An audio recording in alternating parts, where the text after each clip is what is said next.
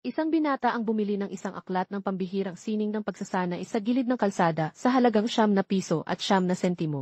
Nang marinig niya mula sa nagtitinda na kapag nagsasanay siya, kasama ang magandang babae, magiging pinakamagaling siya sa buong mundo. Agad-agad niyang pinili na umuwi at subukan ito kasama ang kanyang nobya. Pagdating ng gabi, sinubukan ng binata at sa totoo lang, siya na dating walang kakayahan ay nagtagumpay sa pagsasanay. Ngayon, naniniwala ang binata na kaya niyang patayin ang isang baka sa isang suntok. Nagulat ng husto ang nobya nang makita ito. Hindi niya inasahan na sa simpleng yakap lang ay ganito ang epekto. Kung magpapatuloy pa sila, maaari nga bang maging pinakamagaling siya sa buong mundo? Pagkatapos ay nais ng nobya na subukan pa ang susunod na hakbang kasama ang binata. Ngunit sa pagkakataong iyon, dumating ang kapatid ng nobya at ang biyenan na gustong-gusto ng biyenan na mapangasawa ang kanyang anak sa isang mayamang pamilya. Kaya't matagal nang inayos ng biyenan ang nobya sa isang mayamang lalaki.